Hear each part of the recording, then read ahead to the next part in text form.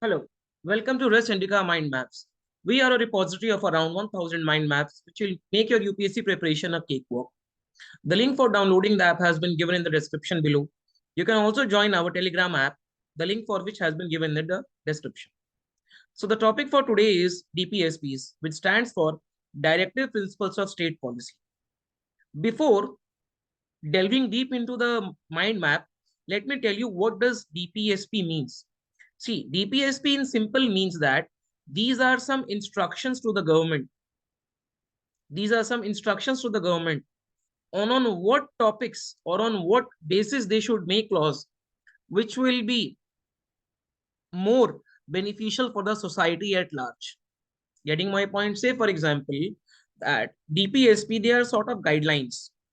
And these guidelines, they basically tell the government that you need to make laws on such and such subject, which will make your society more inclusive and will promote the welfare of the people at large. Getting the point? When I will discuss with you the basic nuances of this particular topic, then you will get to know about that what actually DPSP means. Okay, so before talking about the articles, let us first know what is the origin of this particular concept. Okay, so in the Indian Constitution, the provision of DPSP was borrowed from the Irish Constitution. Getting the point? And to be very specific, Article 45 of the Irish Constitution. And in the Irish Constitution, this was borrowed from the Spanish Constitution. Getting the point? So if you are being asked the question in the actual UPSC examination, that DPSPs has been borrowed from which constitution? Okay, and there you have four options, and you have both Irish and Spanish constitution. Then you will mark the Irish one to be correct. Getting the point? So this is the first basis through which we have taken the concept of DPSP.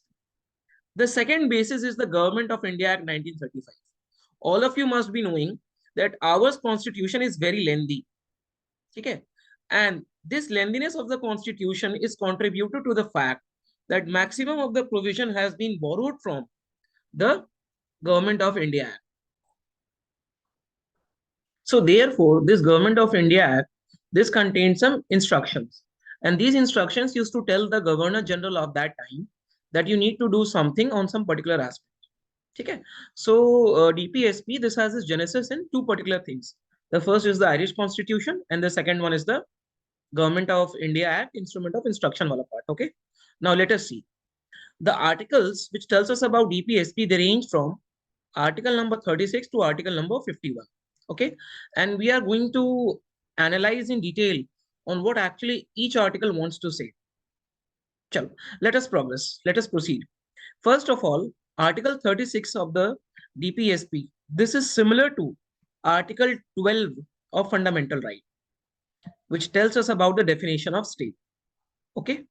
So let me recapitulate that what was the definition of state. See, state basically pertains to the government of India, that is the executive branch, and the parliament, that is the legislative branch. Also the government of the state and the legislature of the state. Getting the point? So this pertains to the executive and the legislature branch of the center and the state, the local bodies, and the statutory and the non-statutory bodies. Okay. And also any other private body which is working as an agency of state. So here I have basically dealt with what Article 12 says, and Article 36 is similar to Article 12. Got the point? Now, when we talk about DPSP, we have basically divided the DPSP into three parts. Okay. Now, the Constitution doesn't contain such kind of distinction or such kind of bifurcation. But for our own understanding, we have divided them into three subparts. The first one is the socialistic principle. Then we have the Gandhian principles. And then we have the liberal intellectual principles. Okay. So now, the socialistic principles, as from the name itself, it is very clear that this will tell you those provisions of the directive principles of state policy which try to usher in the socialistic ideologies. Getting the point? So let us start. The first one is Article 38. Article 38, this talks about minimizing inequality and to secure something. Okay, now see, minimizing inequality.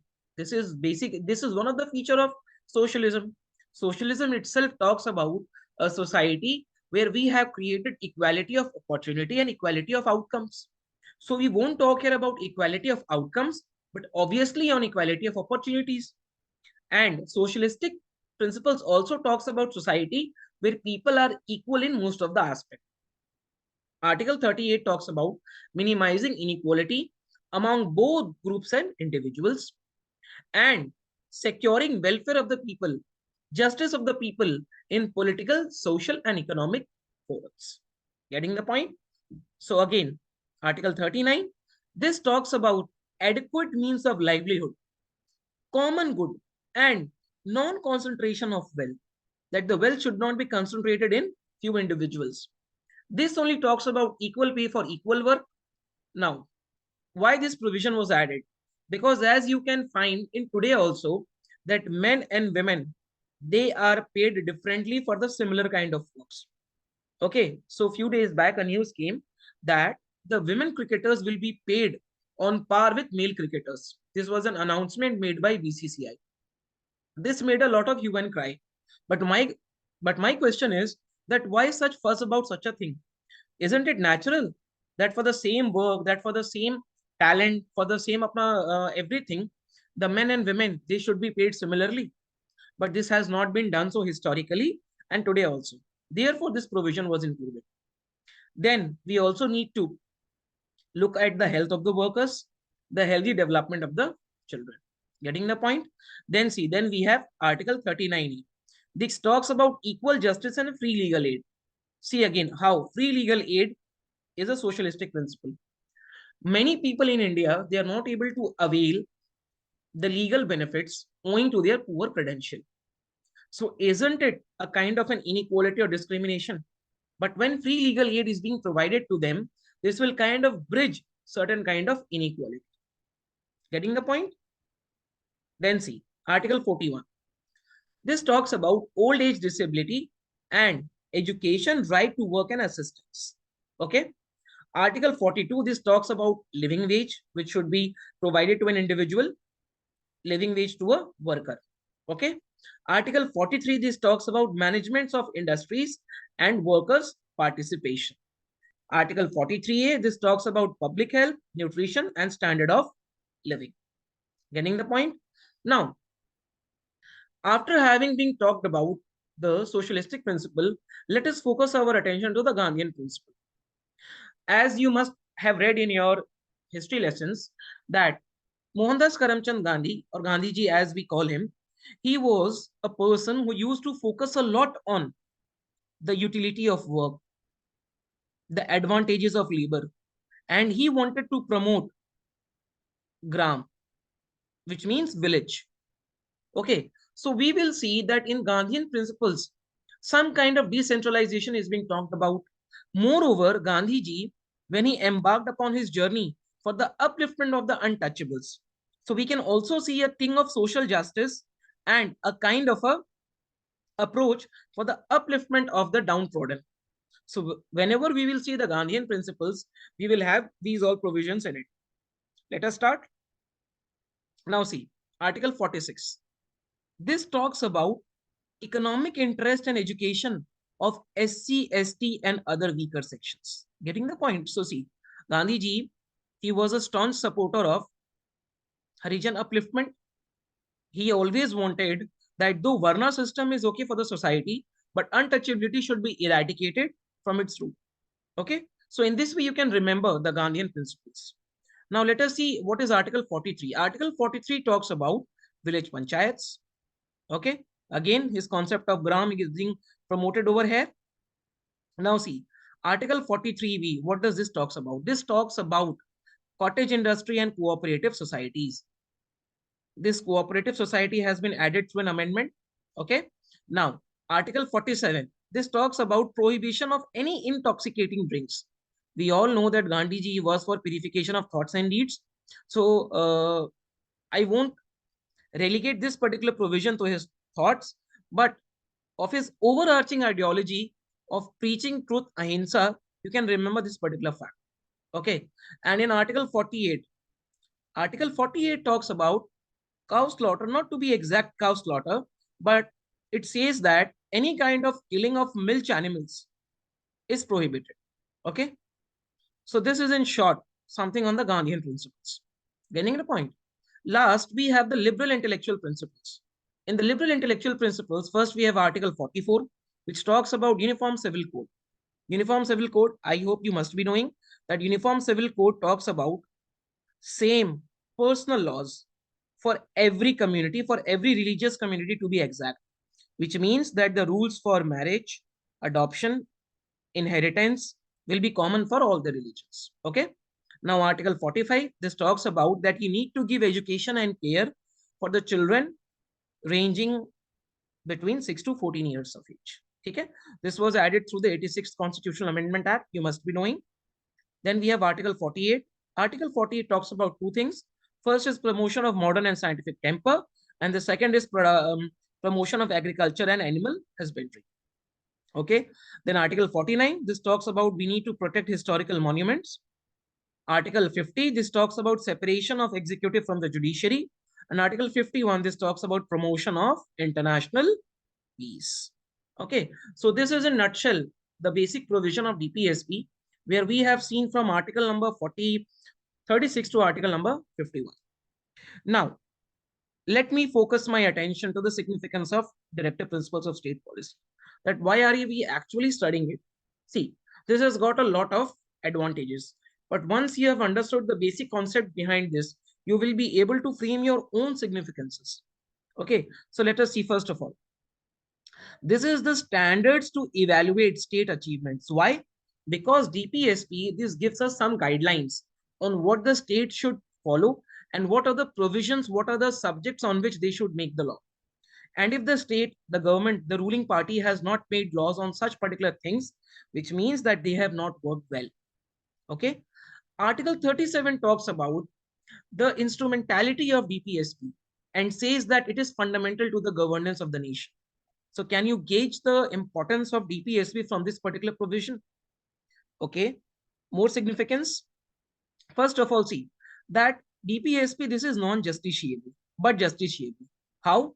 See, this is justiciable in people's court. Point number one. Why? Whenever the people will go to vote, now what they will look at? They will look at the provisions of DPSP and whether the government has made laws for it or not. If the government has not made the laws for it, then the people won't vote. And if the government has made some law, then the people will vote. So in a way, they are being tried in the people's court. Point number one. Point number two is that Supreme Court has said time and again that for checking the constitutionality of any particular provision of the Constitution, you can take the help of DPSPs. Okay. And one more thing which is sacrosanct, that for implementation of some of the DPSPs, even Article 14, 19, and 21 can be overlooked. So can you imagine what is the function of DPSP and how important this is? Getting the point? See, this only I have written over here that laws could be validated. And this is also supplementing the fundamental right. Because in a country so diverse and so large as India, you can't give all the rights and make it justiciable. You can provide some basic rights and make them justiciable. And then you can give some guidelines to the government on how they should make laws and make those provisions as non-justiciable. Because those provisions, they should call to the conscience of the government. Getting the point? And this ensures consistent policies and social justice, and this works for the welfare of the people at large. Getting the point? I hope you must have understood what are the significance of DPSP in a nutshell. One more question which always plagues the debate of DPSP is that is DPSP actually relevant today? The question is yes, it is all the more relevant. Why? See, first of all, because increasing inequality and increasing abuse has made DPSP all the more relevant. The recent Oxfam report and the report released after the COVID-19 pandemic told that the inequality has increased. The bridge between the rich and poor has increased. Moreover, abuse has also increased. That abuse can be on the basis of region, that can be on the basis of gender, that can be on the basis of personal laws. See, DPSP talks about UCC. We are not here to discuss about the pros and the cons of UCC. For this, I have made a separate lecture. You can go and watch over there. But yes, one aspect is that some personal law, they tend to be a bit discriminative towards women. So if UCC is ushered in, then they will definitely be a very positive direction in the women empowerment. We also face environmental degradation nowadays. This is a big issue, and DPSP has provision for the same. Labor exploitation in today's increasing capitalistic market is also an issue. International hostility. Few days back only, there was an hostility between India and China. Moreover, the world today has become a very susceptible place. The nations, they are not very confident on each other. For this, we need to use the provisions of Article 51, executive influence on judiciary, and also the vice versa. Okay, the concept of judicial activism, the concept of judicial overreach is at an all-time high. The power concentration in some of the particular, if I can say, groups or parties, there is also substance abuse. Punjab, the districts of northeastern, they are very much plagued by this. There is also unscientific agriculture and animal husbandry, and moreover, the commercialization of agriculture, commercialization of law courts, this has been, this is a big issue. So for solving all these particular things, we need to have an effective implementation of directive principles of state policy. Okay, so I hope you would have understood the lecture. We will meet next time with one more mind map. Thank you very much.